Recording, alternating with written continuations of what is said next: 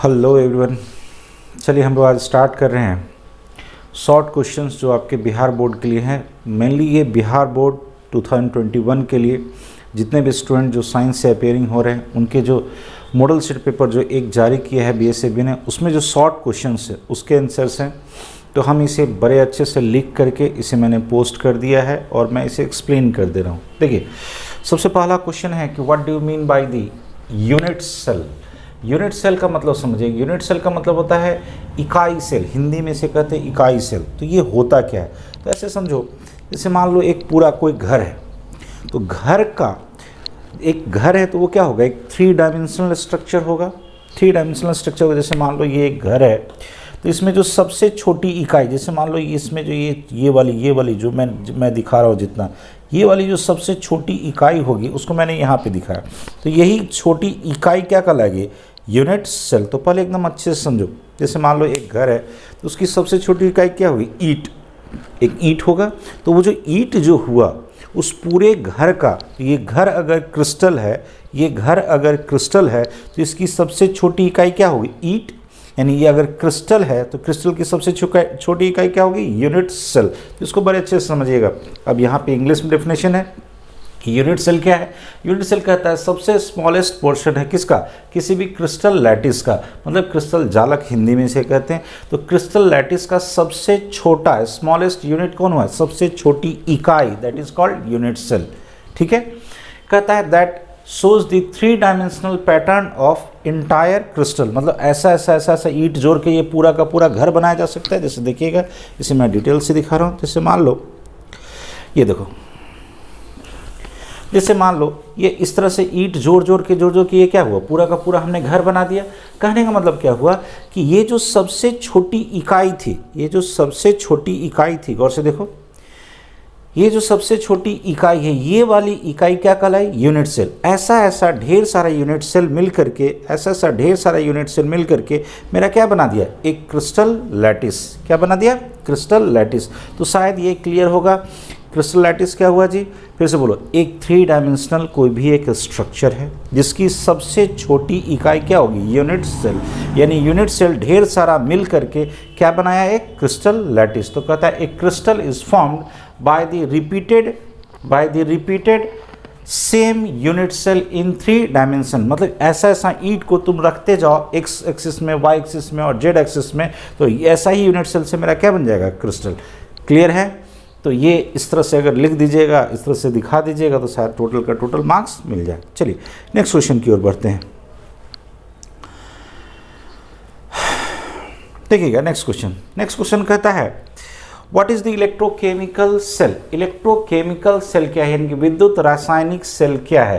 कहता है एक एग्जाम्पल से आप बताइए। तो इसको बड़े अच्छे से समझिएगा पहले कि ये होता क्या है। सुनना, जैसे इलेक्ट्रोकेमिस्ट्री में हम क्या पढ़ते हैं, केमिकल एनर्जी का इलेक्ट्रिकल एनर्जी में टूटना और इलेक्ट्रिकल एनर्जी का केमिकल एनर्जी में टूटना। तो यहाँ 2 चीज़ हुआ। एक हुआ कि केमिकल एनर्जी, गौर सुनना, केमिकल एनर्जी कोई केमिकल रिएक्शन में हो रहा होगा, वो टूट के कहाँ जा रहा है, इलेक्ट्रिकल एनर्जी में। कोई केमिकल एनर्जी टूट के कहाँ गया, इलेक्ट्रिकल एनर्जी में। This is called electrochemical reaction. इसी को क्या कहते हैं, इलेक्ट्रोकेमिकल रिएक्शन।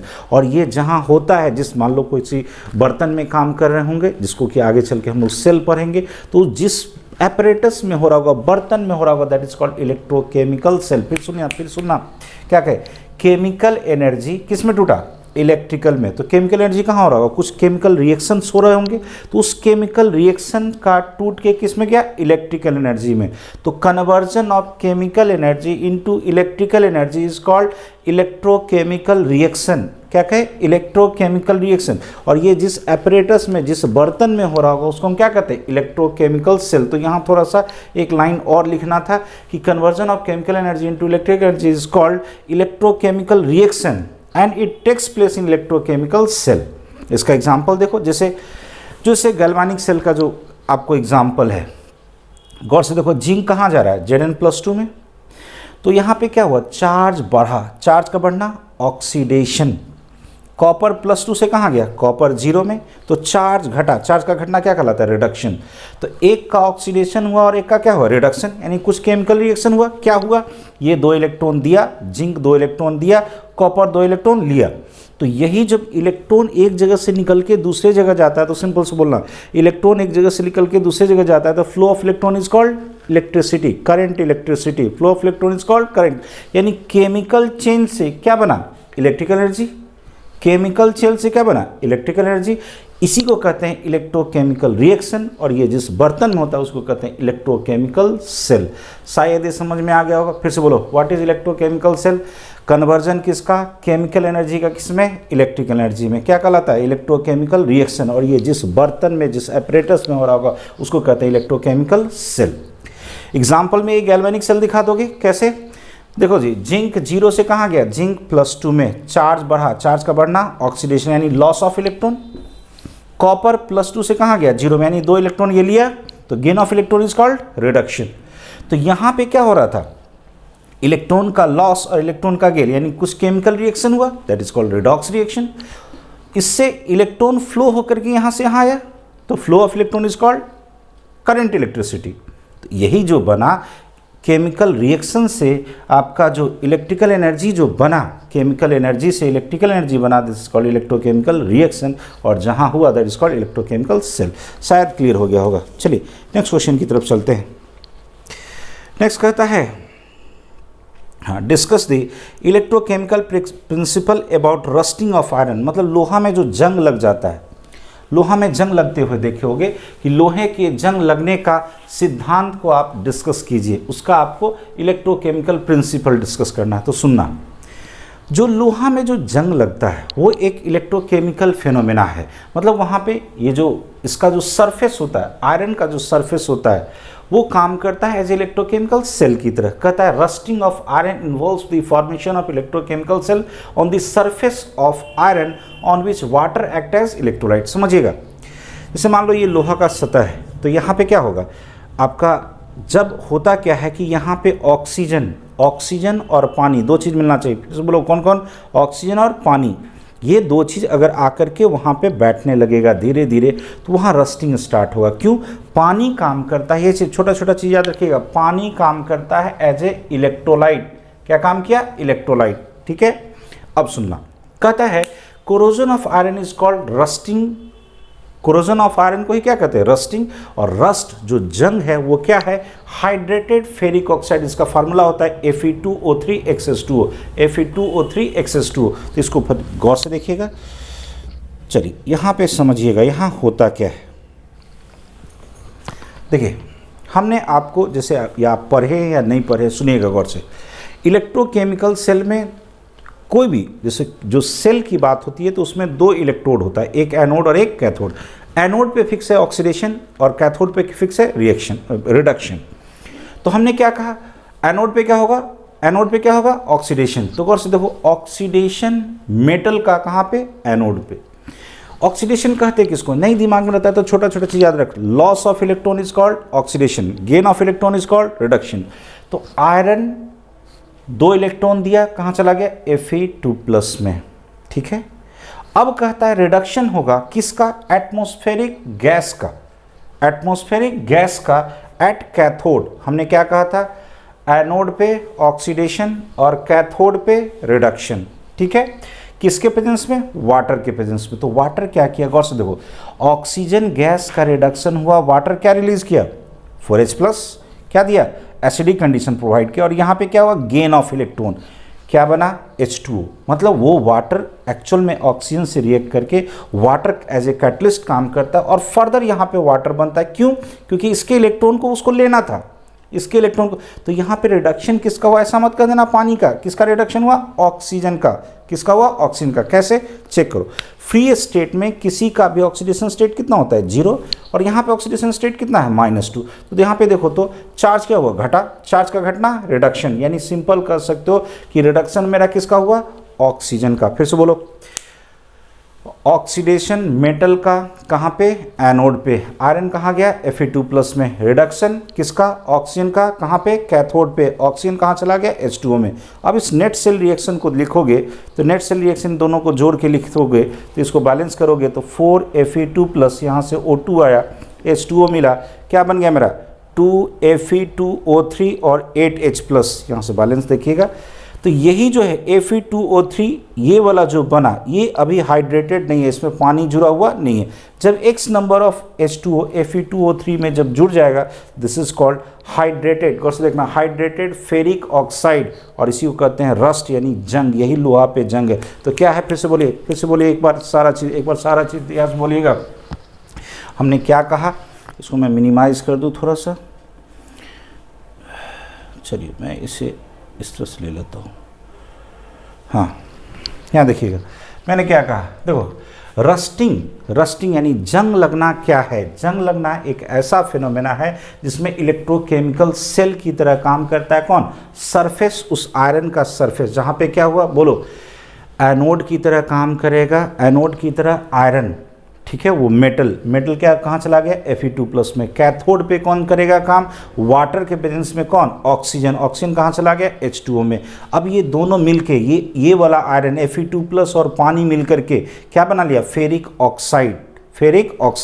अब ये जो फेरिक ऑक्साइड था, गौर से देखना, ये जो आपका फेरिक ऑक्साइड था ये जैसे ही पानी से मिलेगा, ये जब पानी से मिला तो क्या बना लिया, Fe2,3XH2O, X कुछ भी नंबर हो सकता है, तो यहाँ पे यही क्या कहलाता है, रस्ट यानी जंग। तो शायद इसका दिमाग में थोड़ा सा समझ में आ गया होगा। इलेक्ट्रोकेमिकल सेल में एक एनोड एक कैथोड, एनोड कौन, मेटल, कौन सा मेटल, आयरन का क्या हुआ, ऑक्सीडेशन। कैथोड पे ऑक्सीजन का रिडक्शन हुआ, किसका रिडक्शन हुआ, ऑक्सीजन, किसके प्रेजेंस में, वाटर के प्रेजेंस में। बस इतना दिमाग में रखिए और मेरा क्या बन गया, Fe2O3XH2। इसको एक बार ढंग से लिख के याद कर जाइए, शायद याद हो जाए। वीडियो अगर आप एक बार देख लोगे तो याद हो जाएगा क्वेश्चन से। चलिए नेक्स्ट क्वेश्चन पे आते हैं। नेक्स्ट है, explain the brief electro refining of metal. Electro refining of metal मतलब किसी भी मेटल को हम कैसे प्यूरिफाई करते हैं। धातु के विद्युत शोधन विधि की संक्षिप्त वर्णन। शोधन विधि मतलब इलेक्ट्रो रिफाइनिंग, मतलब समझिएगा व्हाट इज इलेक्ट्रो रिफाइनिंग। मतलब किसी को भी हम कैसे, जैसे मान लो आज के डेट में, पहले समझना, आज के डेट में क्या होता है, जैसे मोबाइल है तो मोबाइल में क्या होता है, ढेर सारा मेटल है।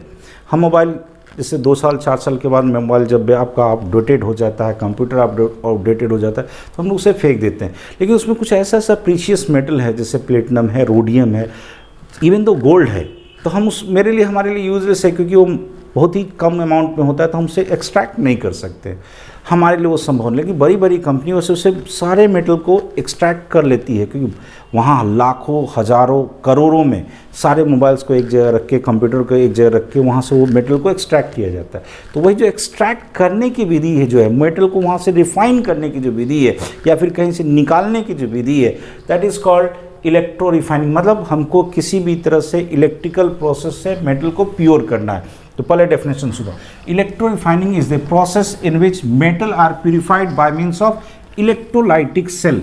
मतलब इलेक्ट्रोलाइटिक सेल से मेटल को हमको रिफाइन करना। फिर आ गया, फिर से बोलो जी, फिर आ गया इलेक्ट्रोकेमिकल सेल, जैसे हमने वहाँ पे बात किया था, वो 2 तरह का होता है जो हमने आपको बोला था। गौर से देखिएगा, एक था इलेक्ट्रोलाइसिस और एक था इलेक्ट्रोकेमिकल सेल। तो इलेक्ट्रोलाइसिस कहाँ होगा, इलेक्ट्रोलाइटिक सेल में। कहाँ होगा, इलेक्ट्रोलाइटिक सेल में। यहाँ भी क्या होगा, एक एनोड और एक कैथोड, अब यही चीज़ दिमाग में आपको रखना है, कहाँ पे कैसे क्या होगा। तो ये चीज़ बाद में, पहले आइए हम आपको इसका फिगर से सिखाएं।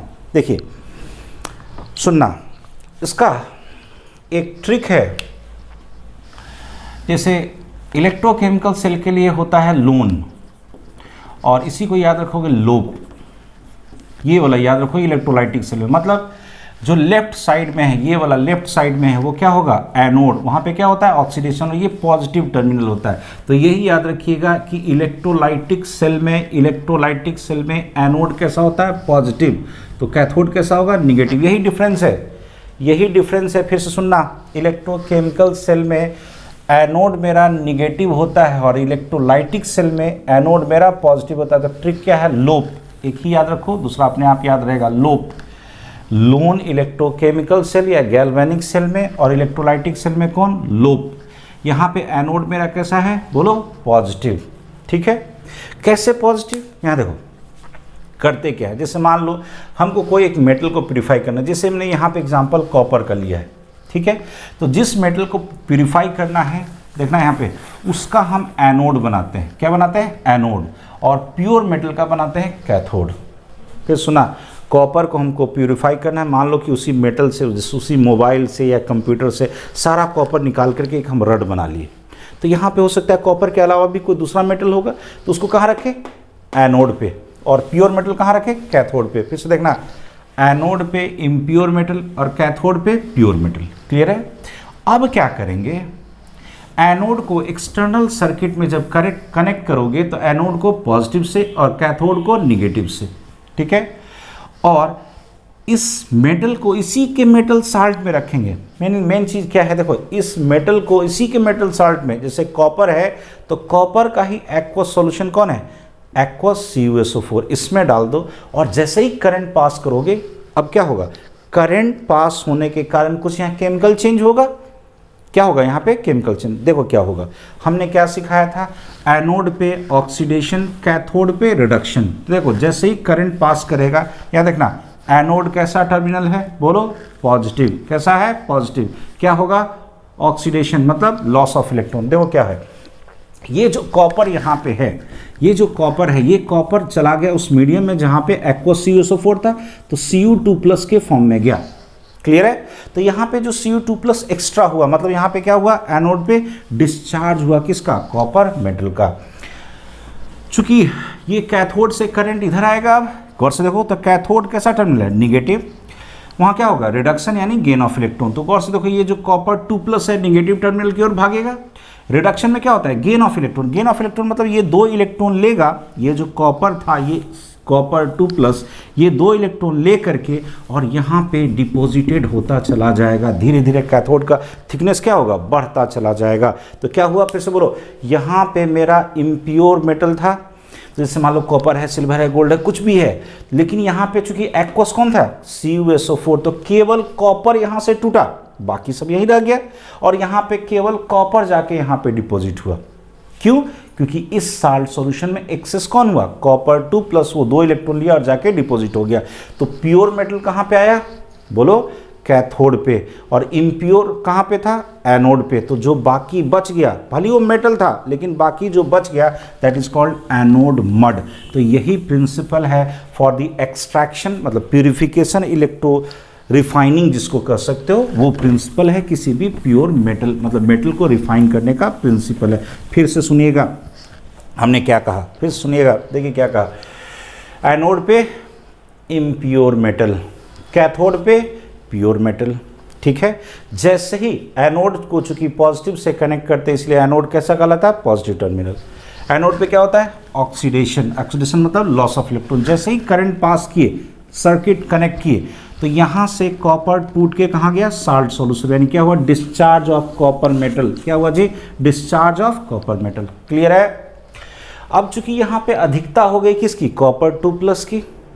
अब वो जो 2 इलेक्ट्रॉन था, गौर से देखो, 2 इलेक्ट्रॉन सर्किट से होते हुए यहाँ तक पहुँचा, वो 2 इलेक्ट्रॉन से ये कॉपर 2+ कंबाइन करके इस पे जाके क्या हुआ, डिपॉजिट हो गया। तो यहाँ पे केवल कौन डिपॉजिट हुआ, कॉपर, वो भी प्योर स्टेट में, यानी डिपोजिशन ऑफ कॉपर किस में है, प्योर स्टेट में। ये समझ में आया, ये समझ में आया, शायद क्लियर हो गया होगा। अगर बाय द वे वहाँ पे साइनिंग हो रहा होगा, यहाँ पे हल्का सा साइन कर रहा होगा, कोई बात नहीं, वो प्रोजेक्टर का चूँकि लाइट आ रहा है, तो ये चीज़ थोड़ा सा क्लियर कर लीजिए। हम इसको थोड़ा सा बड़ा करके दिखा देते हैं, कोर्स देखिएगा। यहाँ पे क्या हुआ, कॉपर था, 2 इलेक्ट्रॉन लिया, प्योर कॉपर का डिपोजिशन हुआ। क्लियर है, कहाँ पे, कैथोड पे। अब आइए इसी को हम डेफिनेशन जो था उसको देखिएगा। अब इसको अच्छे से एक बार अच्छे से पढ़िए। What is electrorefining, is a process in which metal are purified by means of electrolytic cell. Electrolytic cell के थ्रू हम मेटल को रिफाइन करते हैं। कैसे, एनोड इज इम्प्योर मेटल, अभी अभी बताया, कॉपर जो इम्प्योर था उसको कहाँ रखे, एनोड पे, और कैथोड पे क्या होता है, प्योर मेटल। ठीक है, ये किस में डूबा हुआ होगा? Dipped in solution of cation of metal, उसी मेटल का सॉल्यूशन होगा, उसमें ये डूबा होगा। जैसे ही हम करंट पास करेंगे, on passing electric current discharge of metal takes place at anode and deposition of pure metal takes place at cathode. और जो इम्प्योरिटीज बच जाता है एनोड पे, उसको क्या कहते हैं? Anode mud. क्या कहते हैं? Anode mud. देखो बाबू, ये जिस तरह से हम आपको समझा दे रहे हैं, काइंडली आपसे एक रिक्वेस्ट है, इसका नोट्स चूँकि आपको दिया गया है टेलीग्राम पे, केमिस्ट्री बाय डॉक्टर ए के सिंह जो टेलीग्राम का चैनल है, उस पर अब ये आपको नोट्स दिया हुआ है। काइंडली उस नोट्स को देखिए, उसमें नोट्स में यही चीज़ लिखा हुआ आपको वहाँ मिलेगा। और हम जैसे आपको बता रहे हैं, एक बार दो बार समझ लीजिए, शायद ये इस तरह से आप लिख दीजिएगा तो आपको एक एक मार्क्स जो वहाँ कटेगा नहीं। चलिए नेक्स्ट आते हैं हम अगले क्वेश्चन पे। कहता है how would you convert ethyl alcohol into chloroform. Ethyl alcohol को आप क्लोरोफॉर्म में कैसे कन्वर्ट कीजिएगा? तो चलिए समझिएगा एक एक चीज़। सबसे पहले इथाइल अल्कोहल को आपको, इथाइल अल्कोहल मतलब इथानॉल, इसमें किस में लाना है? क्लोरोफॉर्म में। तो पहले एकदम दिमाग में ले लो, जैसे मान लो बहुत कुछ नहीं भी याद रहता है तो इतना भी याद रखना, ब्लीचिंग पाउडर के साथ, किसके साथ? ब्लीचिंग पाउडर के साथ जब तुम इथाइल अल्कोहल को हीट करा दोगे तो क्या बन जाता है? क्लोरोफॉर्म। फिर से बोलो, bleaching powder, formula CaOClCl, bleaching powder को किसके साथ? इथानॉल के साथ हम हीट कर दिए, क्या बन गया? क्लोरोफॉर्म। इतना कम से कम दिमाग में रहेगा। अब देखो रिएक्शन क्या होता है। जैसे ही तुम ब्लीचिंग पाउडर को तुम पानी के साथ डालोगे तो कैल्शियम हाइड्रोक्साइड और Cl2 निकलेगा, यानी तो क्लोरीनेशन, क्लोरीन यहाँ से निकला।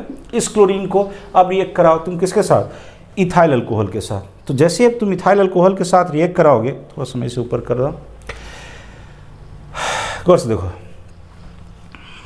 सॉरी थोड़ा सा इसे इनलार्ज कर दूँ। यहाँ देखना, हमने क्या कहा? इस ब्लीचिंग पाउडर को जैसे ही हम पानी में डाले थे क्या निकला था? Chlorine gas. क्लोरीन गैस को अब इथाइल अल्कोहल से रिएक्ट कराओगे तो गौर से देखो, यहाँ से HCl निकल जाएगा और आपका क्या बन गया? एसिटल्डिहाइड, मतलब इसका ऑक्सीडेशन हो गया। इस एसिटल्डिहाइड को फिर फर्दर क्लोरीन से रिएक्ट कराओगे तो यहाँ से गौर से देखो, यहाँ से तीनों हाइड्रोजन को हटा करके यहाँ से 3 क्लोरीन आ जाएगा, आपका बन गया क्लोरल। क्या बना? क्लोरल। अब इस क्लोरल को यहाँ से जो कैल्शियम हाइड्रोक्साइड था उसको साथ रिएक्ट करा दो, आपका बन जाएगा क्लोरोफॉर्म, और उधर प्रोडक्ट निकल जाएगा आपका कैल्शियम फॉर्मेट। तो कुछ नहीं है, फिर से बोलो, इसको एक साथ ले लूँ। हाँ बोलो, हमने क्या कहा बाबू? फिर से बोलोगे, ब्लीचिंग पाउडर के साथ किसको? इथानॉल को। ब्लीचिंग पाउडर को किसके साथ? इथानॉल को तुम हीट करा दो, क्या बन जाता है? क्लोरोफॉर्म। कैसे होता है? चलो फिर से बोलोगे, ब्लीचिंग पाउडर को जो पानी में डालोगे तो क्लोरीन गैस निकला और कैल्शियम हाइड्रोक्साइड बना। क्लोरीन गैस को तुम इथाइल अल्कोहल के साथ रिएक्ट कराओ, किसके साथ? इथाइल अल्कोहल के साथ। क्या बनेगा? एसिटल्डिहाइड। एसिटल्डिहाइड को फिर फर्दर क्लोरीनेशन कराओ तो गौर से देखो, यहाँ से 3 हाइड्रोजन को हटा करके 3 क्लोरीन आया, दिस इज क्लोरल। अब इस क्लोरल को इस कैल्शियम हाइड्रोक्साइड के साथ रिएक्ट करा दो, क्या बन जाता है? क्लोरोफॉर्म। एक बार लिख करके याद करो, याद हो जाएगा, नहीं तो कम से कम इतना भी याद रहेगा ना तो आपको कम से कम 1-1.5 मार्क्स दे देगा। क्लियर है? चलिए नेक्स्ट क्वेश्चन की तरफ बढ़ते हैं। देखना, इसका IUPAC नेम लिखना है। ये दोनों है, ये दोनों स्ट्रक्चर, इसका IUPAC नेम लिखना है। हम थोड़ा सा बड़ा करते हैं। चलो यहाँ देखना कैसे हम इसको सोचेंगे। जैसे बेसिक चीज़ है, बहुत ही बेसिक चीज़ है। जैसे मान लो यहाँ पे कितना कार्बन है? 4। यहाँ पे 4 कार्बन है, तो एकदम सोचो मेरे साथ, ये मेरा मेन फंक्शनल ग्रुप है, ये मेरा मेन फंक्शनल ग्रुप, तो यहाँ से नंबरिंग होगा 1 2 3 और 4। दूसरे पोजीशन पे कौन है? Double bond. कौन है जी? Double bond. कितना कार्बन है? 4। 4 कार्बन का बेस नेम होता है ब्यूट। दूसरे पोजीशन पे कौन है? अल्कीन, तो 2 इन, और पहले पोजीशन पे एसिड तो 1 ओइक एसिड। नाम बोलो फिर से, ब्यूट। दूसरे पोजीशन पे अल्कीन तो 2 इन, 1 पोजीशन पे एसिड तो 1 ओइक एसिड। क्लियर है? या फिर इसको ऐसे भी देखोगे, ब्यूट 2 इन ओइक एसिड, क्योंकि 1 लिखो या ना लिखो कोई फर्क नहीं पड़ेगा। या फिर कहीं कैसे लिखोगे, 2 आगे रहेगा, 2 ब्यूटीन ओइक एसिड, ऐसे भी लिखा रहेगा। तो कैसे भी रहे, मतलब आपको बस क्लियर रहना चाहिए दिमाग में कि इसको लिखा कैसे गया है, कैसे लिखा गया है। चलो फिर से बोलो जी, कितना कार्बन है? 4 कार्बन है। 4 कार्बन का अगर मेरा मान लो कोई भी अगर ऑर्गेनिक कंपाउंड होगा तो उसका जो कार्बन है उस कार्बन लेंथ के बेसिस पे उसका नाम क्या पड़ेगा? ब्यूट। क्या पड़ेगा? ब्यूट। तो ब्यूट उसका मेन नाम हुआ, मतलब उसका बेस नेम पड़ा 4 कार्बन को लेके। दूसरे पोजीशन पे अल्कीन है तो 2 इन, पहले पोजीशन पे एसिड है तो 1 ओइक एसिड। क्लियर है? चलिए नेक्स्ट आई दूसरा। चलिए यहाँ देखिएगा, कौन से देखो, ये मेरा सेकेंडरी एमीन है। कहोगे क्यों? नाइट्रोजन कितना बॉन्ड बनाता है? 3। एक तरफ अगर कार्बन आएगा तो प्राइमरी, दो तरफ कार्बन आ गया तो सेकेंडरी। सेकेंडरी एमीन है। देखो यहाँ पे करते क्या है, यहाँ पे करते क्या है कि सबसे पहले गौर से देखो, इसमें सबसे लॉन्गेस्ट कार्बन किधर है? इधर है, इधर है कार्बन। तो ये वाला जो कार्बन होगा ये इसका मेन चेन बनेगा, तो ये क्या बनेगा? सब्स्टिट्यूएंट। क्या बनेगा? सब्स्टिट्यूएंट। तो बोलोगे एन के पे सब्स्टिट्यूएंट कौन है? मीथाइल। और 3 कार्बन का अल्केन को क्या कहते हैं? प्रोपेन। क्या कहते हैं? प्रोपेन। ई हटा के अमाइन लगा दो तो नाम क्या हो जाएगा? प्रोपानामाइन। अरे प्रोपेन और अमाइन, प्रोपानामाइन। 3 कार्बन का अल्केन प्रोपेन, अमाइन लगा दिए प्रोपानामाइन। और इधर क्या था? एन पे कौन था? मिथाइल। तो नाम बोलो इसका एन मिथाइल, एन मिथाइल। और उधर वाला बोलो पूरा 3 कार्बन का प्रोपेन, और ये क्या है? अमाइन वाला ग्रुप है, तो अमाइन लगा दिए तो प्रोपानामाइन। फिर से बोलेगा एन पे मिथाइल, एन मिथाइल, 3 कार्बन का अल्केन प्रोपेन, ई हटा के अमाइन लगा दो, अमाइन। क्लियर है? N methyl propanamine. तो ये 2 आपको दिया हुआ था एज ए नोमेनक्लेचर। चलिए नेक्स्ट आते हैं। नेक्स्ट है what do mean by tranquilliser? उपसामक। मतलब इतना हिंदी बट टर्म में नहीं आता, बट मैं हिंदी कोशिश किया हूँ, कहीं मतलब जहाँ जहाँ था उसको लिखा हुआ क्वेश्चन में उस वहाँ से लिया हूँ। ट्रैंक्विलाइजर्स, ऐसे सोचो, सिर्फ पागल लोग होते हैं। देखो ये पागल लोग मतलब हर लोग पागल नहीं होते हैं। देखो जिनको नींद नहीं आती, that is also a type of madness, वो भी एक तरह का पागलपन है। तो जो जिनको नींद नहीं आती उसको नींद की जो दवा दी जाती है, तो वो जो दवा है, जो बस इतना समझो, जो दवा, जो नींद वाली जो गोली है वो भी है ट्रैंक्विलाइजर्स। क्या है? ट्रैंक्विलाइजर्स। तो ट्रैंक्विलाइजर्स मतलब दिमाग में लाओ, जो आपके दिमाग को स्थिर कर दे, एकदम स्थिर कर दे, आपका दिमाग रिलैक्स हो जाए, मतलब आपका स्ट्रेस को हटाने वाला। तो नाम क्या पड़ेगा? Stress reliever. स्ट्रेस, तो छोटा छोटा चीज़ याद करो। ट्रैंक्विलाइजर्स किसको कहते हैं? जो आपके दिमाग को शांत कर दे, यानी स्ट्रेस को कम करने वाला, यानी स्ट्रेस रिलीवर क्या कहलाता है? ट्रैंक्विलाइजर्स। तो बोलो एक बार, chemical substance use to relieve और रिड्यूस द स्ट्रेस, कम कर दे, आपके दिमाग को शांत कर दे, एंजाइटी, तनाव और चिंता को कम कर दे, leading to calmness and sleep. अब जब आपका दिमाग शांत हो जाएगा तो क्या होगा? नींद आ जाएगी। तो यही कहता है कि जो कामनेस और स्लीप लाता है, एंजाइटी और स्ट्रेस को कम करता है, उसी को हम क्या कहते हैं? ट्रैंक्विलाइजर्स। तो एकदम दिमाग में एक वर्ड से याद रखो, दिमाग को शांत करने वाला, यानी stress reliever. Stress reliever, stress को कम करने वाला। 2 नाम याद रखोगे, वेलियम और ल्यूमिनल, जो कम से कम आपके एनसीईआरटी में मेंशन है। तो वेलियम का ही जो मार्केट में मिलता है डाइजेपाम, और ल्यूमिनल। तो ये सब कौन सा ड्रग है जी? ट्रैंक्विलाइजर्स ड्रग है, जो क्या होता है? स्ट्रेस। दिमाग में ये सब चीज़, छोटा छोटा चीज़ एकदम दिमाग में रख लो। ट्रैंक्विलाइजर्स मतलब जो स्ट्रेस को कम करने वाला, स्ट्रेस को कम करने वाला। चलिए जितना का ज़रूरत है उतना ही, एक्सेस कुछ भी नहीं। चलिए नेक्स्ट कहता है बेकेलाइट पे आपको शॉर्ट नोट्स लिखना था। तो व्हाट इज बेकेलाइट? सुनना, ये एक तरह का पॉलीमर है। कैसा पॉलीमर? Cross link polymer. किसका? फेनॉल फॉर्मल्डिहाइड रेजिन है। तो बोलो फिर से, व्हाट इज बेकेलाइट? तो कम से कम इतना दिमाग में रखना, फेनॉल और फॉर्मल्डिहाइड 2 चीज़ इसमें मिलकर बना है। फिर से बोलो कौन कौन? फेनॉल फॉर्मल्डिहाइड का रेजिन है, जो कैसा है? क्रॉस लिंकिंग पॉलीमर है। क्या है? क्रॉस लिंकिंग पॉलीमर है। तो वो क्या होता है? यहाँ मेरा फेनॉल है और यहाँ मेरा फॉर्मल्डिहाइड है। कहाँ पे? गौर से देखो, या तो ऑर्थो पे या पारा पे। कहाँ पे? इसके ऑर्थो पोजीशन पे या पारा पोजीशन पे रिएक्ट किया तो गौर से देखो क्या बना? ऑर्थो हाइड्रोक्सी मिथाइल फेनॉल, मतलब ऑर्थो पोजीशन पे ये हाइड्रोक्सी मिथाइल लगा, और यहाँ पे कहाँ लगा? पारा पोजीशन पे। तो पारा हाइड्रोक्सी मिथाइल फेनॉल, पारा पोजीशन पे, इसके रिस्पेक्ट में ऑर्थो मेटा पारा। तो ये क्या बना? पारा हाइड्रोक्सी मिथाइल फिनॉल। ये कौन बना? Ortho hydroxy methyl phenol.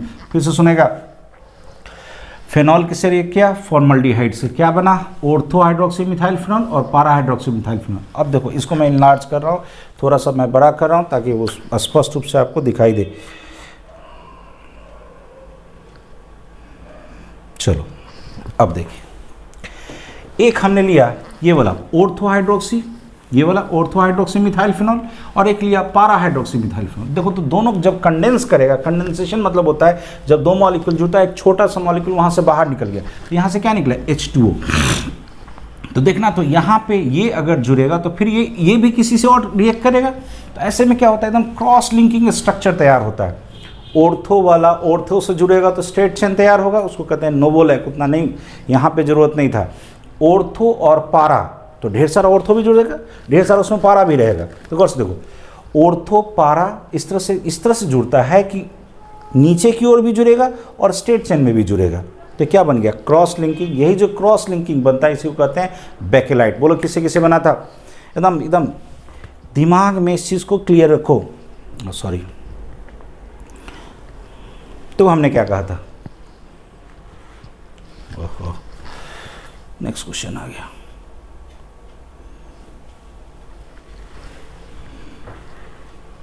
तो हमने क्या कहा था, हमने कहा बेकेलाइट क्या है, फेनॉल फॉर्मल्डिहाइड का पॉलीमर है। कैसा पॉलीमर, वो रेजिन है और क्रॉस लिंकिंग पॉलीमर है। तो फेनॉल फॉर्मल्डिहाइड का ये वाला रिएक्शन याद रखिएगा कि फेनॉल फॉर्मल्डिहाइड जब मिलता है तो ऑर्थो हाइड्रोक्सी मिथाइल फेनॉल बनता है और पारा हाइड्रोक्सी मिथाइल फेनॉल बनता है। यही दोनों जब मिल जाता है, ऑर्थो हाइड्रोक्सी और पारा हाइड्रोक्सी, तो मेरा क्या बनता है, bakelite, that is a cross linking polymer. शायद क्लियर हो गया होगा। तो याद क्या रखना है आपको, बोलो फिर से, बेकेलाइट दिमाग में रखो, फेनॉल फॉर्मल्डिहाइड रेजिन है, कैसा है, क्रॉस लिंकिंग पॉलीमर है। इतना भी लिख दोगे तो शायद, और रिएक्शन लिख दोगे तो 2 मार्क्स मिल जाएगा। चलो नेक्स्ट क्वेश्चन। नेक्स्ट क्वेश्चन कहता है define physical and chemical adsorption. Physical and भौतिक अधिशोधन और रासायनिक अधिशोधन को आपको डिफाइन करना है। तो फिजिकल एड्जॉर्प्शन समझना, व्हाट इज एड्जॉर्प्शन। देखना, जैसे मान लो ये पेन है, तो इस पर अगर आकर के धूल बैठ गया तो धूल कहाँ होगा, इसके सरफेस पे होगा। तो सरफेस पे आके कोई चीज़ जब चिपक जाता है, सरफेस पे आके केवल चिपका, वो अंदर नहीं गया है, केवल सरफेस पे चिपका, this is called adsorption. This is called adsorption. फिर से सुना, कोई भी जैसे धूल आके इसके सरफेस पे आके बैठ गया, तो सरफेस पे केवल बैठा, that is called adsorption. Clear है। एडजॉर्प्शन कितने तरह का, 2, एक फिजिकल और एक केमिकल। अब सुनना, फिजिकल एडजॉर्प्शन मतलब कुछ फिजिकल फिनोमेना हो रहा होगा, यानी यहाँ पे क्या होता है, फिजिकल फोर्स लाइक कौन, वैन डर वाल फोर्स होता है। कौन होता है, वैन डर वाल फोर्स। तो केमिकल एडजॉर्प्शन में कौन होगा, कुछ केमिकल बॉन्ड बनेगा। क्या होगा जी, केमिकल बॉन्ड। अब बोलो यहाँ पे, तो ऑफ कोर्स ये क्या होगा, ये कमजोर होगा। कौन, फिजिकल एडजॉर्प्शन कमजोर होगा, केमिकल एडजॉर्प्शन स्ट्रांग होगा, क्योंकि यहाँ केमिकल बॉन्ड था। अब ये क्या होगा, ये वीक है, तो देखो तो धूल हटा दोगे फिर बैठ जाएगा, हटा दोगे फिर बैठ जाएगा, मतलब ये कैसा हुआ, रिवर्सिबल। कैसा हुआ, रिवर्सिबल। ऐसा नहीं है। अब फिर देखो कि धूल इस पे बैठा तो ऐसा नहीं कि मेरे स्किन पे नहीं बैठेगा, वहाँ भी बैठेगा, मतलब धूल कहीं भी जा सकता है। मतलब कैसा है, नॉन स्पेसिफिक। कैसा है, नॉन स्पेसिफिक। इसे बोलोगे फिजिकल एडजॉर्प्शन है, कैसा होगा यहाँ पे, physical force like van der वाल फोर्स। वैन डर वाल फोर्स कमजोर होगा, ये यहाँ पे बैठेगा, हटा दोगे फिर बैठेगा, मतलब रिवर्सिबल है, बार बार हो रहा है। ये पेन पे बैठा, हमारे स्किन पे भी तो बैठेगा धूल, तो कैसा हुआ, ये स्पेसिफिक नहीं है, कहीं भी जाके बैठ गया, यानी नॉन स्पेसिफिक। इसका एग्जांपल बहुत सारा है। कहता है condensation of water molecule on glass surface. देखते हो ग्लास सरफेस पे पानी आके बैठ जाता है, सिंपल है। आजकल देखते हो कार के शीशा पे आकर के पानी बैठ जाता है, एसी चला दो तो लगेगा कि पूरा का पूरा कंडेंस कर गया। तो ये सब कैसा फिनोमेना होगा, फिजिकल एडजॉर्प्शन हो रहा होगा, कुछ वहाँ पे वैन डर वाल फोर्स काम कर रहा होगा, जिसके कारण पानी वहाँ पे जाके बैठ गया। अब आओ केमिकल में क्या बोले थे, केमिकल फोर्स काम करेगा। अब बोलो केमिकल फोर्स, एक बार अगर मान लो NaCl से बॉन्ड बना लिया, NaCl से बॉन्ड बना लिया, क्या वो Na बार बार टूट के Cl से बनाएगा, नहीं। वो एक बार बना लिया तो अब वो जब भी टूटेगा तो आयंस के फॉर्म में जाएगा, मे भी बना ले, लेकिन ये जल्दी होता नहीं है। मतलब ये कैसा होता है, नॉन रिवर्सिबल। कैसा होता है, नॉन रिवर्सिबल। कौन, केमिकल। अब बताओ Na है तो Cl के साथ कंबाइन किया तो NaCl बनाया। अब हो सकता है Na किसी दूसरे के साथ कंबाइन करेगा तो कोई दूसरा साल्ट बनाएगा, मतलब ये कैसा होगा, हाईली स्पेसिफिक। सब के साथ नहीं जुड़ेगा, NaCl के साथ जुड़ा नहीं, वो क्या है, हाईली स्पेसिफिक है। और जबकि यहाँ पे क्या था, नॉन स्पेसिफिक। जैसे इसका एग्जांपल आओ, अब कहता है, इसको मैं ऊपर कर दे रहा हूँ थोड़ा सा, यहाँ देखो, जैसे अभी एग्जांपल मैंने बताया था कोरोजन, मतलब जो जंग लग रहा था, वो किसका एग्जांपल है, केमिकल फिनोमेना का, केमिकल एडजॉर्प्शन का। और हेट्रोजीनस कैटालिसिस, जो कैटालिसिस की प्रक्रिया होती है, कैटालिसिस की जो प्रक्रिया होती है कहाँ पे, हेट्रोजीनस, मतलब ये मान लो ये सॉलिड है, इस पे आके कोई गैस बैठेगा तो हेट्रोजीनस कैटालिसिस जो होगा वो कैसा फिनोमेना होगा, केमिकल होगा। तो फिर से बोलना, 3 पॉइंट है, सबको एक साथ मैं बोर्ड पे रख दे रहा हूँ ताकि वो याद हो जाए आपको। चलो यहाँ तो बोलो फिजिकल फोर्स जैसे कौन, वैन डर वाल। केमिकल फोर्स में लाइक केमिकल बॉन्ड हो गया। ये चूंकि कमज़ोर होगा तो बार बार होता रहेगा, यानी रिवर्सिबल, ठीक है। ये कहीं भी किसी के साथ काम करेगा, यानी नॉन स्पेसिफिक। ये कैसा होगा, नॉन रिवर्सिबल और हाईली स्पेसिफिक। इसमें एग्जांपल में आओ, पानी का चिपकना ग्लास सरफेस में, इसमें एग्जांपल पे आओ कोरोजन मतलब जंग का लगना, और एक क्या था, हेट्रोजिनस कैटालिसिस। शायद इतना लिख दोगे तो शायद एक भी मार्क्स नहीं काटे, 2 मार्क्स का, अगर 3 मार्क्स का भी रहेगा तो देगा वो। चलिए नेक्स्ट आते हैं, कितना क्वेश्चन हो गया, चलिए 10वें नंबर पे आ गए हम लोग। कहता है discuss the structure of nickel chloride पर 2 माइनस है, ये कॉम्प्लेक्स है। With the help of valence bond theory, valence bond theory के थ्रू इस स्ट्रक्चर को आप डील करो। चलो बड़े अच्छे से समझना, बड़े अच्छे से समझना।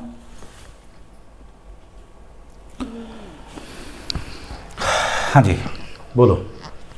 यहाँ पे सबसे पहले निकेल का ऑक्सीडेशन स्टेट निकालो। यहाँ पे तो मान लिया हमने क्या, X, तो ये अगर X है, यहाँ देखना गौर से, ये अगर X है तो ये कितना है 4, क्लोरीन का कितना होता है -1, तो 4 × -1 सब का जोड़ने के बाद चार्ज कितना होना चाहिए -2। चलो बोलोगे, इसका हमने मान लिया X, क्लोरीन का होता है कितना है -1, तो 4 × -1 सबको जोड़ने के बाद कितना आना चाहिए -2, यानी X बराबर कितना आ गया +2, यानी निकेल का चार्ज कितना होगा यहाँ पे +2। इस कंपाउंड में निकेल का ऑक्सीडेशन स्टेट कितना मिला +2। इतना क्लियर है सबको, बहुत छोटा सा चीज़ है। फिर से बोलो, 1 क्लोरीन पे 1 माइनस, तो 4 क्लोरीन पे 4 माइनस, 4 क्लोरीन पे 4 माइनस, बचाना कितना है 2 माइनस।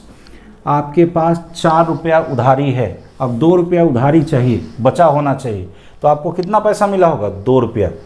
फिर सुनो, यहाँ 4 माइनस है, 2 माइनस बचा लेना है, तो यहाँ पे कितना होगा +2, कितना होगा जी +2। क्लियर है, चलो आगे देखो। निकेल का एटॉमिक नंबर 28, निकेल का एटॉमिक नंबर 28, इसका इलेक्ट्रॉनिक कन्फिगरेशन लिखोगे तो 1s2 2s2 2p6 3s2 3p6 4s2, यहाँ तक होता है 20, बचा 8, तो 3d8। ये तो सबको लिखने आता होगा। अब गौर से देखो, ये जो इलेक्ट्रॉनिक कन्फिगरेशन मेरा तैयार हुआ किसके लिए, निकेल के लिए। यहाँ बोलो, यहाँ निकेल का ऑक्सीडेशन स्टेट कितना है +2, +2 मतलब यहाँ से 2 इलेक्ट्रॉन निकल गया। तो आप जब 2 इलेक्ट्रॉन निकालोगे तो निकेल +2 में आएगा, तो सबसे कहाँ से निकलेगा, सबसे बाहरी सेल से।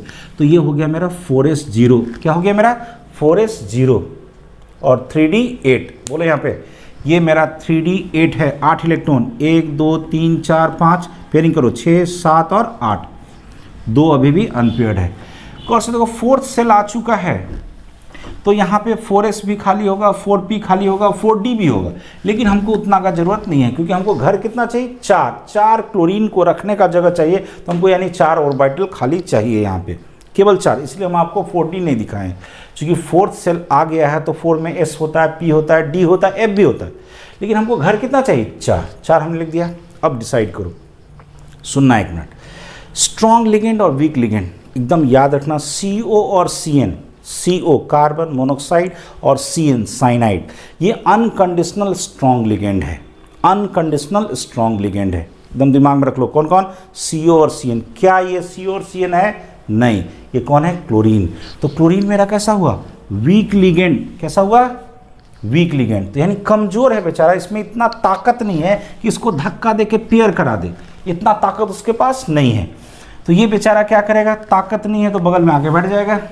बोलो ये कितना है 4, कितना घर चाहिए 4, क्यों, क्योंकि एक लिगेंड एक बार में 2 इलेक्ट्रॉन देता है, एक लिगेंड एक बार में 2 इलेक्ट्रॉन देता है, एक ऑर्बिटल में कितना इलेक्ट्रॉन जा सकता है 2। तो गौर से देखो, तो 4 क्लोरीन को 4 घर मिला, तो 1 s मिला और 3 p, हाइब्रिडेशन बोलो sp3, स्ट्रक्चर कैसा होगा टेट्राहेड्रल। यही तो आपको डिस्कस करना था, इसका स्ट्रक्चर और हाइब्रिडेशन कैसा होगा। तो sp3 का क्यों sp3, 1 s 3 p मिल करके ये बना, तो 1 s 3 p, ये चूंकि 4 क्लोराइड आयन आया तो क्या होगा 1 s 3 p sp3, sp3 का स्ट्रक्चर कैसा होता है टेट्राहेड्रल। शायद समझ में आ गया होगा। फिर से बोलो बोलो जी, निकेल पे चार्ज +2, निकेल का electronic configuration 4s2 3d8, 2 electron हमने यहाँ से निकाल दिया, क्या हो गया 4s0 3d8। तो ये है 3d8, 4s पे एक भी इलेक्ट्रॉन नहीं है, 4 है तो p भी होगा, d भी होगा, हमने दिखा दिया। चूंकि ये वीक लिगेंड है तो इसको पेयरिंग नहीं करा सकता, इसको धक्का नहीं दे सकता। 3D8 10 का 10 रह गया, जब 10 का 10 रह गया तो 4 घर आगे वाला लेगा, तो 1s 3p क्या बन गया, sp3। क्लियर है, ये कॉन्सेप्ट बिल्कुल क्लियर है। चलिए नेक्स्ट क्वेश्चन की ओर बढ़ते हैं। क्या है, okay, how would you obtain acetone from acetic acid. देखो कहता है एसिटिक एसिड से आप एसीटोन कैसे बनाओगे। तो सबसे पहले मैंने क्या किया है कि कहाँ से शुरू करना है और कहाँ जाना है, कहाँ से शुरू करना है और कहाँ जाना है, इसको देख लो। हमें शुरू करना है एसिटिक एसिड से और जाना कहाँ है, एसीटोन में। एसिटिक एसिड से कहाँ जाना है, एसीटोन में। तो यहाँ 2 कार्बन, यहाँ 3 कार्बन है। कैसे हम सोचेंगे, कैसे हम सोचेंगे, देखो इसका सोचने का तरीका क्या है।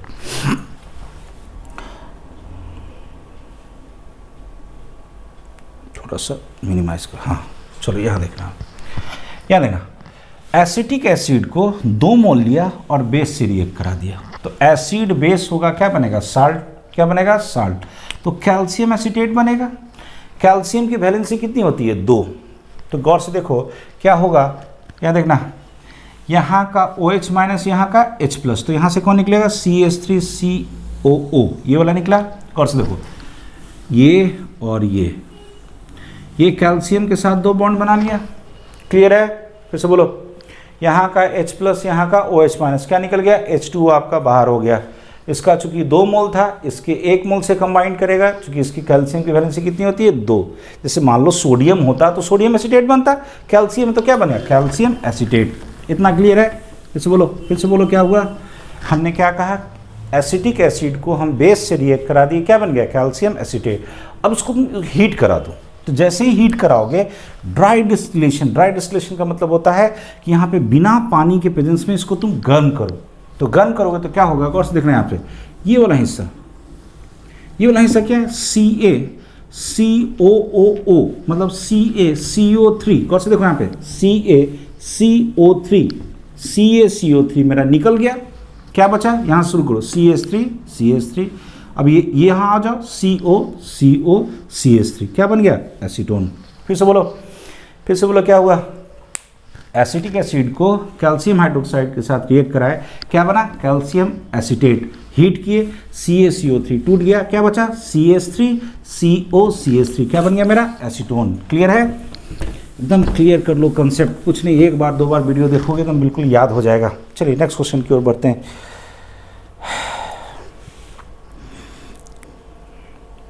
ओके, कहता है फॉर्मिक एसिड जो होता है बोथ एल्डिहाइड और एसिड की तरह बिहेव करता है, ऐसा क्यों। तो देखो इसका रीज़न, एक्चुअली देखोगे जब फॉर्मिक एसिड को आप देखोगे तो फॉर्मिक एसिड में क्या देखना, कहता है formic acid has both carboxyl group and aldehyde group due to absence of alpha hydrogen atom and alpha carbon alpha hydrogen atom. सुनना एक मिनट, ये है क्या, देखना एक मिनट। जैसे अगर CH3C डबल बॉन्ड OH की बात करोगे तो यहाँ देखना, ये वाला फंक्शनल ग्रुप है तो ये वाला कार्बन अल्फा होगा। क्या इसमें, इस फॉर्मिक एसिड में अल्फा कार्बन है, नहीं। क्यों, किसको कहे अल्फा, फंक्शनल ग्रुप के बगल वाला कार्बन क्या कहलाता है, अल्फा कार्बन। यहाँ पे जो ये फंक्शनल ग्रुप है तो यहाँ बगल में कोई कार्बन नहीं है, तो जब अल्फा कार्बन है ही नहीं तो अल्फा हाइड्रोजन का बात नहीं होगा, तो यहाँ पे अल्फा कार्बन अल्फा हाइड्रोजन नहीं है। ठीक है, अब कैसे कहा कि कार्बोक्सिल ग्रुप भी है और एल्डिहाइड ग्रुप भी है। कैसे, देखो यार ध्यान देना। जैसे ये मेरा फॉर्मिक एसिड है, तो फॉर्मिक एसिड को गौर से देखो, ये वाला ग्रुप को देखोगे, ये वाला ग्रुप, ये क्या है, C डबल बॉन्ड OH, तो ये कार्बोक्सिल ग्रुप है, यानी ये एसिड है, तो खुद ही नाम था एसिड। क्लियर है, लेकिन जब उसी फॉर्मिक एसिड को, इसको मैं थोड़ा सा और ऊपर करूं, यहाँ देखो, इसी फॉर्मिक एसिड को जब इधर से देखोगे, इधर से ये वाला हिस्सा देखो, ये वाला, इसको नहीं देखो, इसको नहीं देखो, इसको देखो, तो क्या है, C double bond OH HCO, इसी को बोले C डबल बॉन्ड OH। ये कौन सा ग्रुप है, एल्डिहाइड ग्रुप। ये क्या है जी, एल्डिहाइड ग्रुप। तो ये मेरा एल्डिहाइड ग्रुप है। तो यहाँ देखो, तो यहाँ से अगर हम इधर से देखें तो एसिड नजर आया, और इधर से देखें, इसको हम इधर से देखें तो क्या नजर आया, एल्डिहाइड। इसीलिए यही कारण है कि हमने इसका जो क्वेश्चन था क्वेश्चन था आपका कि formic acid behaves as both, मतलब ये दोनों टेस्ट देता है, एल्डिहाइड का भी टेस्ट देता है और एसिड का भी टेस्ट देता है। क्यों, समझ में आया? चलो फिर से बोलो। इसमें ये नहीं भी लिखोगे तो चलेगा, क्या लिख देना, इसमें दोनों ग्रुप होता है, कार्बोक्सिल ग्रुप भी होता है, एल्डिहाइड ग्रुप। दिखा दो कि इस तरह से एक बार बनाओगे तो ये वाला ग्रुप दिखाओगे तो एसिड, और ये वाला ग्रुप अगर दिखाओगे तो क्या है, एल्डिहाइड। क्लियर है? चलिए नेक्स्ट क्वेश्चन की ओर बढ़ते हैं। नेक्स्ट क्वेश्चन आओ, कहता है how would you obtain phenol from aniline. Aniline से, ये है मेरा एनिलीन। एनिलीन क्या होता है, एरोमेटिक 1 डिग्री एमीन। एरोमेटिक मतलब बेंजीन में लगा हुआ NH2, ठीक है। यहाँ से हमको क्या लगाना है, फेनॉल, यानी बेंजीन में लगा हुआ OH, ये बनाना है। चलो इस रिएक्शन को तुम याद रख लो, एकदम याद रख लो, पढ़े हो या नहीं पढ़े हो दैट डजंट मीन, ऐसे हम क्लास में आप लोग को पढ़ाए हैं। याद हो, एनिलीन का जब हम डाइजोटाइजेशन करते हैं, डाइजोटाइजेशन क्या है, NaNO2 in presence of concentrated HCl, NaNO2 in presence of concentrated HCl, इसको देखोगे HNO2 के फॉर्म में भी लिखा रहता है। टेम्परेचर यहाँ पे 0 से 4 डिग्री के आसपास होता है। तो इसका डाइजोटाइजेशन होता है तो ये बन जाता है बेंजीन डाइजोनियम क्लोराइड साल्ट, मतलब बेंजीन पे लग गया N2Cl, तो N2 पे प्लस और Cl पे माइनस, ये मेरा क्लोराइड साल्ट है। जैसे ही पानी में डालोगे, गौर से देखना यहाँ पे, यहाँ से ये नाइट्रोजन इलेक्ट्रॉन लेके भागता है, क्योंकि नाइट्रोजन पे कैसा चार्ज है, प्लस, तो इलेक्ट्रॉन लेके भागेगा, तो यहाँ पे इलेक्ट्रॉन की कमी होगी।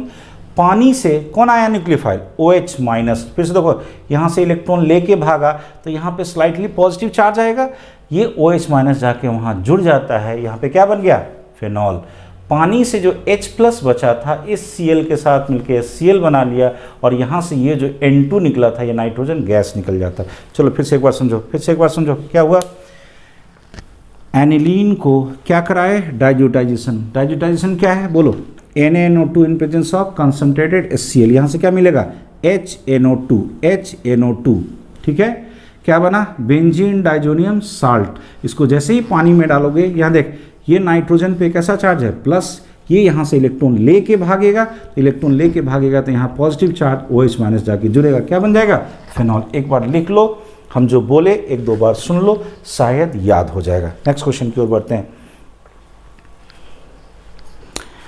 हाँ, कहता है विच bond is responsible for the stability of alpha helix structure. सुनो यहाँ, तो प्रोटीन का मेनली 4 स्ट्रक्चर होता है, प्राइमरी, सेकेंडरी, टर्सरी और क्वाटरनरी। प्राइमरी मतलब यहाँ दो अमाइनो एसिड ऐसे बैठा रहेगा, एकदम स्ट्रेट चेन में है तो प्राइमरी।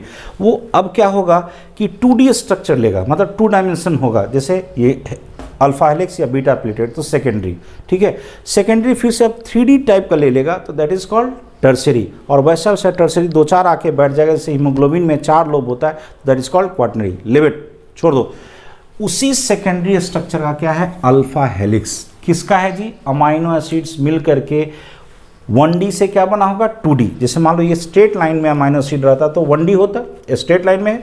अब ये मान लो क्वाइल हो गया, यहाँ पे क्वाइलिंग हो गया, तो क्या बन जाता, 2D, मतलब ये 2D स्ट्रक्चर में आता। देखना यहाँ पे कहता है simple, alpha helix is right handed helix with the peptide bond inside the side chain। क्यों, यहाँ देखना, अमाइनो एसिड्स में क्या होता है जी, जैसे एक तरफ से एसिड ग्रुप होगा और एक तरफ से अमाइनो ग्रुप होगा, तो गौर से देखो, यहाँ देखो तो यहाँ से H2O निकाल दोगे तो यहाँ पे क्या बनेगा, CONH। गौर से देखना, यही कहलाता है पेप्टाइड बॉन्ड। फिर से देखो, एक तरफ से एसिड ग्रुप, एक तरफ से अमाइनो ग्रुप, ये एक अमाइनो एसिड था, ये एक दूसरा अमाइनो एसिड, ये जो बना CONH, इसी को कहते हैं पेप्टाइड बॉन्ड। क्या कहते हैं, पेप्टाइड बॉन्ड। तो गौर से देखो सॉरी, एक तरफ होगा CO और एक तरफ होगा NH रहेगा, ये है मेरा पेप्टाइड बॉन्ड। तो ऐसा पेप्टाइड बॉन्ड उस अल्फा हेलिक्स में होगा। कहता है it is stabilized by regular formation of hydrogen bond. तो कहता है कैसे इसकी स्टेबिलिटी होती है अल्फा हेलिक्स की, तो इतना समझना, कुछ नहीं, अगर नहीं लिख सकते हो तो इतना लिख देना, bye the formation of hydrogen bond. Bye the formation of hydrogen bond कैसे बनता है, देखो यहाँ पे इस स्ट्रक्चर को देखना, इसी स्ट्रक्चर को हम बड़ा कर, यहाँ देखो, जैसे मान लो तो यहाँ पे CONH, ये एक पेप्टाइड बॉन्ड है, CONH, यहाँ पे देखो CONH, ये एक पेप्टाइड बॉन्ड है, है, तो ढेर सारा अमीनो एसिड्स मिलकर एकदम लाइन में खड़ा है। अब मान लो ये इसका क्वाइलिंग हो गया, इस तरह से क्वाइलिंग हुआ, ठीक है। तो क्वाइलिंग हुआ तो मान लो यहाँ पर ये इस कार्बन पर का O और इस कार्बन का N, मतलब यहाँ पर का, यहाँ बीच वाले का N से प्रोजेक्टेड कौन है H, और कार्बन पे लगा हुआ कौन है ऑक्सीजन। याद रखना हाइड्रोजन बॉन्ड केवल 3 चीज़ बनाता है, कौन कौन, FO और N, फोन याद रहेगा, कॉल नहीं, क्लोरीन नहीं, कौन कौन, FO और N। चूँकि ये हाईली इलेक्ट्रोनेगेटिव होता है और इसका साइज बहुत छोटा होता है, तो हाइड्रोजन बॉन्ड 3 बनाता है, कौन कौन, FON, कौन कौन, FO और N। गौर से देखो तो इधर हाइड्रोजन है, इधर कौन है ऑक्सीजन, क्या होगा देखना है। चूंकि ऑक्सीजन का ताकत इस कार्बन से ज़्यादा है तो इलेक्ट्रॉन को खींचेगा, तो यहाँ माइनस, नाइट्रोजन का ताकत कार्बन से ज़्यादा है तो इधर खींचेगा, तो यहाँ माइनस, तो यहाँ क्या हो गया प्लस, तो यहाँ पे डेल्टा प्लस है, यहाँ डेल्टा माइनस है। गौर से देखो तो यहाँ पे क्या हुआ, फिर से देखना, ऑक्सीजन का ताकत ज़्यादा था तो ऑक्सीजन पे माइनस, तो कार्बन पे प्लस, नाइट्रोजन का ताकत ज़्यादा था तो यहाँ माइनस, हाइड्रोजन पे प्लस। देखो तो ये वाला एक डाइपोल बना और ये एक डाइपोल, ये कौन सा टर्म आ गया सर, डाइपोल। यहाँ देखो मैग्नेट समझते हो, मैग्नेट में क्या होता है 2 पोल, एक नॉर्थ पोल और एक साउथ पोल, मतलब एक पॉजिटिव टर्मिनल और एक निगेटिव टर्मिनल। तो ये पॉजिटिव निगेटिव दोनों पोल दिखाई देता है, सो इट इज कॉल्ड डाइपोल। तो ये हाइड्रोजन बॉन्ड है क्या, डाइपोल डाइपोल इंट्रैक्शन, क्या है फिर से बोलो, डाइपोल डाइपोल इंट्रैक्शन, किसके बीच, एक का हाइड्रोजन और दूसरे का 3, कौन कौन 3, FO या N, FO या N, फिर से बोलो कौन कौन, FO या N। यहाँ पे कौन है ऑक्सीजन, एक का कौन है हाइड्रोजन, यानी ये कौन सा बॉन्ड बना, हाइड्रोजन बॉन्ड। चलो क्लियर करो, कुछ नहीं, अल्फा हेलिक्स स्ट्रक्चर कैसे स्टेबलाइज होता है, bye the formation of hydrogen bond. Hydrogen bond किसके बीच, पेप्टाइड बॉन्ड के बीच, एक पेप्टाइड बॉन्ड, गौर से देखो यहाँ पर का एक पेप्टाइड बॉन्ड, ये CO इस NH से कंबाइन करेगा, ये वाला CO इस NH से कंबाइन करेगा। कैसे, जब क्वाइलिंग हुआ तो ये CO इसके NH के सामने आ गया, ऑक्सीजन पे माइनस, हाइड्रोजन पे प्लस, क्या बनेगा, डाइपोल डाइपोल इंट्रैक्शन, क्या बना, हाइड्रोजन बॉन्ड। कुछ नहीं, इतना नहीं लिखना है आपको, आप एकदम एक लाइन में लिखना कि alpha helix structure are stabilized by the formation of hydrogen bond. इसको दिखा दो, इस स्ट्रक्चर को एक बार प्रैक्टिस कर लो, CONH एक बार प्रैक्टिस कर लो, इसको दिखा दो अल्फा हेलिकल स्ट्रक्चर, और यहाँ पे दिखा दो हाइड्रोजन बॉन्ड बना। इतना अगर बना दोगे और एक लाइन केवल लिख दो ना, stabilized by the formation of hydrogen bond, 1 marks उधर से, 1 मार्क इधर से, 2 का 2 मार्क्स मिलेगा। चलो नेक्स्ट इसके बाद आते हैं। चलो कहता है discuss the reaction of aldehyde with HCN in acidic medium. समझना है, कुछ नहीं देखना यहाँ पे, एक्चुअल में देखो होगा क्या, सॉरी यहाँ देखो, ये पाई बॉन्ड टूटेगा तो यहाँ माइनस और यहाँ प्लस, इस HCN को तोड़ो तो H पे प्लस और C पे माइनस। C पे कैसा चार्ज है माइनस और H पे कैसा चार्ज है प्लस। ये पाई बॉन्ड जब पोलराइज किया था ऑक्सीजन पे माइनस, कार्बन पे प्लस, तो ये वाला C आके यहाँ जुड़ेगा तो H आके यहाँ जुड़ेगा। चलो चेक कर लो, C पे कौन आके जुड़ा, Cl। यहाँ पे देखना ये कार्बन था, यहाँ पे पहले से CH3 और H था, एक CH3 और एक H, ये मेरा एसिटल्डिहाइड है। ये पाई बॉन्ड टूटा ऑक्सीजन पे माइनस, कार्बन पे प्लस, कार्बन पे कौन जुड़ा, कार्बन पे जुड़ा मेरा CN, और ऑक्सीजन पे कौन जुड़ेगा H, तो ऑक्सीजन पे जुड़ा H, क्या बन गया मेरा साइनोहाइड्रिन। कहीं कुछ नहीं है, ये एक तरह का न्यूक्लियोफिलिक एडिशन रिएक्शन है। क्यों, C पे कैसा चार्ज माइनस, माइनस है तो कहाँ अटैक करेगा प्लस पे, तुम सोचना माइनस है तो कहाँ अटैक करेगा प्लस पे। प्लस किस पे होता है, एटम के न्यूक्लियस में, एटम के न्यूक्लियस में। तो न्यूक्लियस पर अटैक करने वाला, न्यूक्लियस पर अटैक करने वाला न्यूक्लियोफाइल क्या कहलाएगा, न्यूक्लियोफाइल। और चूंकि ये टोटल का टोटल वहाँ जाके जुड़ गया तो that is called addition reaction. किसका, पहले कौन अटैक किया, nucleophile, so this is called nucleophilic addition reaction. तो क्या बोलोगे, एल्डिहाइड का रिएक्शन है, HCN का कैसा रिएक्शन है, न्यूक्लियोफिलिक एडिशन रिएक्शन। क्या हुआ, ये पूरा HCN जाके यहाँ पे जुड़ा, कैसे जुड़ा, CN माइनस इस कार्बन पे और H प्लस इस हाइड्रोजन पे, क्या बन गया मेरा साइनोहाइड्रिन। एक बार लिख करके याद कर जाइए, क्लियर है। क्यों न्यूक्लियोफिलिक, पहले न्यूक्लियोफाइल कार्बन पे अटैक किया so it is called nucleophilic, और चूंकि पूरा का पूरा जाके जुड़ गया so it is called addition reaction. Clear है ये टर्म बिल्कुल क्लियर रहना चाहिए, इसमें कहीं कुछ ऐसा नहीं है जो नहीं क्लियर होगा। चलिए नेक्स्ट क्वेश्चन की तरफ बढ़ते हैं। कौन सा है, कहता है what do you mean by the rate constant in a chemical reaction. सुनना, इसको बड़े अच्छे से समझो। रेट कांस्टेंट क्या है? या देखो, मान लिया जैसे कोई एक रिएक्शन है A मतलब ए रिएक्टेंट का ए मोल है, ये कैपिटल ए रिएक्टेंट का ए मोल है, कैपिटल बी रिएक्टेंट का बी मोल है, कुछ प्रोडक्ट बना। तो रेट लॉ क्या कहता है? रेट लॉ कहता है कि इस रिएक्शन का जो रेट होगा, rate of reaction is directly proportional to concentration of reactant. फिर सुना, रेट लॉ कहता है कि rate of reaction is directly proportional to किसके? कंसंट्रेशन किसका? इस रिएक्टेंट का। तो रिएक्टेंट कौन था? ए और बी। कहोगे यहाँ एक्स और वाई क्या आया? यही एक्स और वाई आपका ऑर्डर ऑफ रिएक्शन कहलाता है। क्या कहलाता है? Order of reaction. वो बाद की बात। तो प्रोपोर्शनलिटी हटाने के लिए कांस्टेंट डालोगे, किसको डिफाइन करने के लिए? रेट को डिफाइन करने के लिए प्रोपोर्शनलिटी कांस्टेंट जो आता है, this is called rate constant. This is called rate constant. तो व्हाट इज रेट कांस्टेंट? फिर से बोलोगे, रेट ऑफ रिएक्शन के एक्सप्रेशन में, रेट ऑफ रिएक्शन के एक्सप्रेशन में जो प्रोपोर्शनलिटी होता है रेट ऑफ रिएक्शन और कंसंट्रेशन ऑफ रिएक्टेंट के बीच, उसको प्रोपोर्शनलिटी को हटाने के लिए जो कांस्टेंट आया, यानी प्रोपोर्शनलिटी कांस्टेंट है, that is called rate constant. इतना लिख दोगे, क्लियर है? तो ये क्या है? कहता है proportionality constant in the equation that express, देख लीजिए, कहता है, सॉरी उधर चला गया ज़्यादा, कहता है that express the relation between rate of reaction and concentration of reacting substance. नए भी लिखोगे तो इतना कह सकते हो, इतना दिखा दो, और यहाँ पे जो के है, this is called proportionality constant and it is rate constant. Clear हो गया? ये स्टेटमेंट नहीं भी लिखोगे तो क्लियर है। यहाँ पे एक्स और वाई जो एक्सप्रेशन है, चूंकि नहीं लिखा गया था, क्वेश्चन में नहीं मांगा था, तो सुन लो, रेट ऑफ रिएक्शन में जो पावर ऑफ रिएक्टेंट होता है, ये कहलाता है ऑर्डर ऑफ रिएक्शन। क्या कहलाता है? Order of reaction.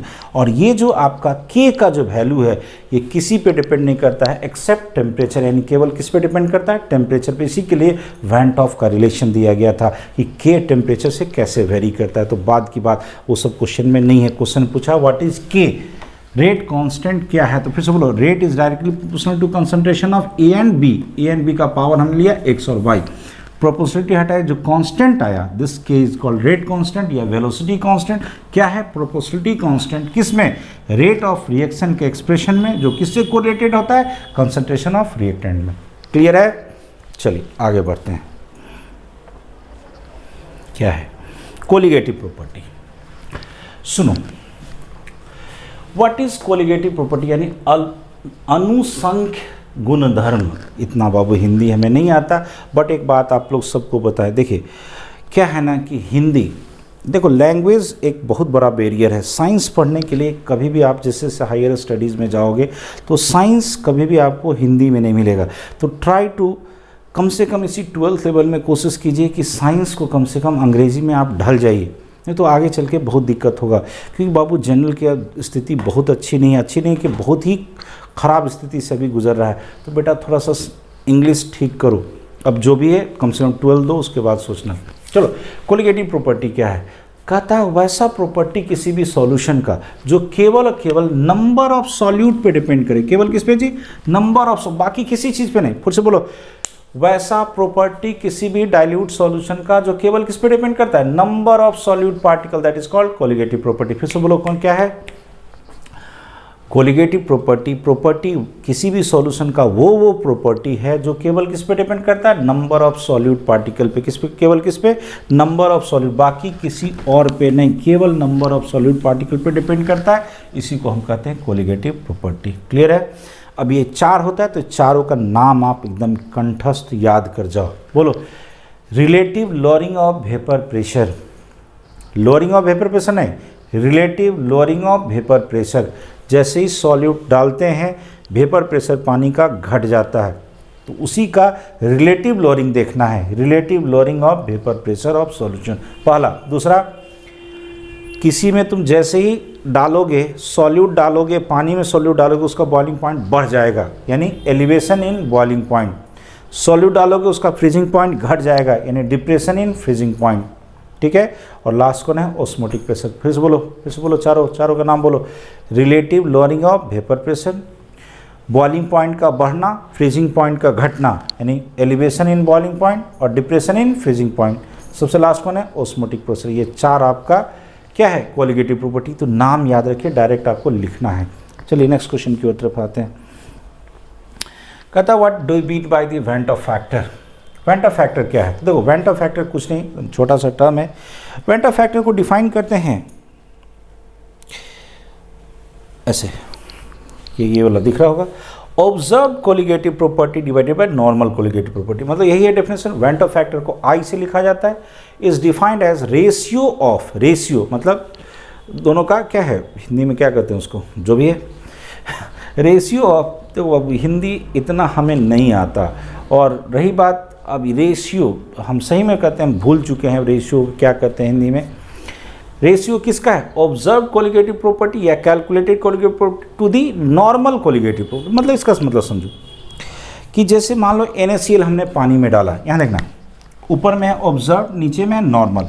NaCl हम पानी में डाले तो NaCl से क्या बनेगा, Na+ और Cl-। कोर्स देखना Na+ और Cl-। हमने डाला यहाँ पे कितना, 1 मोल। कितना डाला जी, 1 मोल। और यहाँ पे बन कितना गया, 2 मोल। हम यहाँ पे लिख देते हैं, वहाँ पे चमक रहा होगा, यहाँ साइन कर रहा होगा। जैसे हमने NaCl डाला, हमने क्या बना, Na+ और Cl- बना। हमने क्या बोला, हमने 1 मोल डाला तो बन कितना गया, 2 मोल। तो गौर से देखो, अभी भी कहते हैं कोलिगेटिव प्रॉपर्टी किस पे डिपेंड करता है, नंबर ऑफ सॉल्यूट पार्टिकल पे। यहाँ कितना हो गया, 2। तो हम जो वहाँ जो कैलकुलेट करेंगे, ये कितना के लिए मिलेगा, 2 के लिए। कितना के लिए मिलेगा, 2 के लिए। और हमने डाला कितना था, 1। यानी नॉर्मल हम सोच रहे हैं 1 और हमको मिल कितना रहा है, 2। तो इसी का जो रेशियो है that is called went of factor. फिर से बोलो, जो कैलकुलेटेड कोलिगेटिव प्रॉपर्टी या observed colligative property divided by normal colligative property is called went of factor. Clear है। जैसे NaCl का कहेगा तो 2/1, यहाँ 2 मिलेगा और यहाँ 1 मिलेगा, यानी 2/1 कितना हो गया, 2 कह सकते हो। कब, जब ये कंप्लीट टूट गया तब। चलिए आगे बढ़ें। नेक्स्ट कहता है what happens when ethylamine heated with HgCl2 in presence of CS2। कहता है इथाइल अमीन को हम किसके साथ, CS2 के साथ HgCl2 के प्रेजेंस में हीट कराते हैं तो क्या होता है। यहाँ देखो इथाइल अमीन है, CS2 कार्बन डाइसल्फाइड के साथ HgCl2 के प्रेजेंस में हीट करोगे तो यहाँ देखो, यहाँ से CS, यहाँ से H हटा दो, यहाँ CS जोड़ दो, क्या बन जाएगा, NCS। फिर से देखो, यहाँ से हाइड्रोजन हटा दो और CS जोड़ दो, क्या बन गया, NCS, इथाइल आइसोथायोसाइनेट। ध्यान देखो, थायो टर्म वहाँ लगता है जहाँ सल्फर होता है, तो ऑफकोर्स यहाँ पे सल्फर है। और NC, CN होता है तो साइनाइड, और NC हुआ तो आइसोसाइनाइड। तो यहाँ पे आइसोथायोसाइनेट, आइसोथायोसाइनेट। फिर से बोलो, ये इथाइल था, सल्फर के कारण थायो, और NC है तो आइसोसाइनेट, तो आइसोथायोसाइनेट। देखो इसका जो स्मेल होता है, मस्टर्ड गैस, सरसों तेल वाला जो स्मेल होता है, उसका जो झांस होता है वैसा स्मेल होता है। यही रिएक्शन है हॉफमैन मस्टर्ड ऑयल रिएक्शन, यही रिएक्शन है। चलो फिर से बोलोगे जी, इथाइल अमीन को किसके साथ, कार्बन डाइसल्फाइड के साथ रिएक्ट कराए, किसके प्रेजेंस में, HgCl2 के प्रेजेंस में। क्या बना, कैसे सोचोगे, इस हाइड्रोजन को हटाओ और यहाँ पे CS जोड़ दो, क्या बन जाएगा, NCS। क्या बन गया जी, NCS। बोलोगे सल्फर के कारण थायो, NC के कारण आइसोसाइनेट, नाम पड़ा इथाइल आइसोथायोसाइनेट। ये मस्टर्ड गैस जैसा स्मेल होता है, यही है हॉफमैन मस्टर्ड ऑयल रिएक्शन। चलिए नेक्स्ट, लास्ट रिएक्शन है, लास्ट क्वेश्चन है आपका। DNA फिंगरप्रिंटिंग का बोला 2 यूज़ बताओ। देखो DNA फिंगरप्रिंटिंग क्यों आया, इंडिया में इसकी डिस्कवरी हुई थी वेस्ट बंगाल में। यही क्रिमिनल को डिटेक्ट करने के लिए वहाँ जो ब्लड सैंपल था उससे क्रिमिनल का पहचान करने के लिए पहला प्रोसेस डेवलप किया गया। बाद में डेवलप करते करते आज ये बहुत आगे बढ़ चुका है। तो कहता है सबसे पहले तो इसका फोरेंसिक टेस्ट में, वही फोरेंसिक टेस्ट जो अभी आपने कहा कि कहीं मान लो ब्लड का स्पॉट है, वहाँ से मिला, कोई हेयर मिला, कुछ भी मिला, कोई भी सैंपल मिला, वहाँ से DNA एक्सट्रैक्ट करके मान लो हमको इस पर शक है तो उस पर उसका हम ब्लड सैंपल लेकर के DNA को मैच करा के देखेंगे। अगर मैच कर गया तो यह किस में टेस्ट होगा, फोरेंसिक टेस्ट। ठीक है, DNA अगर हर पार्टिकुलर का जो डीएनए सीक्वेंस होता है किसी दूसरे से मैच नहीं करता है। तो यानी कि डीएनए एनालिसिस किसके लिए? फॉरेंसिक टेस्ट के लिए। दूसरा है जो सबसे बड़ा यूज़ है पैटर्निटी टेस्ट। जैसे मान लो कोई बच्चा है, कोई बच्चा का 2 पेरेंट क्लेम करता है कि ये मेरा बच्चा है, तो उस बच्चे का डीएनए और दोनों पेरेंट का डीएनए मैच करा के देखो, जिससे मैच कर जाएगा वो उसका पेरेंटल होगा, जिससे मैच नहीं करेगा उसका पेरेंट नहीं होगा। तो 2 कम से कम 2 पूछा था, 2 याद रखिए। ये था आपका 20 क्वेश्चंस का एक्सप्लेनेशन जो हमने आपको लिख करके सुनिया। इसका जो हमने कंप्लीट रिटेन हमने दिया है वो टेलीग्राम चैनल है, उस पर आपको मिल जाएगा। पूरा का पूरा टाइप कीजिएगा केमिस्ट्री बाय पूरा टाइप कीजिएगा, बाय भी टाइप कीजिएगा, डॉक्टर AK सिंह ये टाइप कीजिएगा, आपको ये मिल जाएगा। ठीक है, आपको ये मिल जाएगा पूरा का लिखा। और हम आपको सब्जेक्टिव जो क्वेश्चन है 5 उसके कोरिलेटेड एक आध क्वेश्चन और देखेंगे तो हम डाल देंगे। हम आपको जल्द ही उसको भी अपडेट करेंगे सब्जेक्टिव को। कम से कम ये पहले ये वाला शॉर्ट क्वेश्चन वाला कर लीजिए, सब्जेक्टिव हम आपको देखते हैं, जल्द ही आपको अपडेट करते हैं। ओके, तो पढ़ते रहिए। Thank you.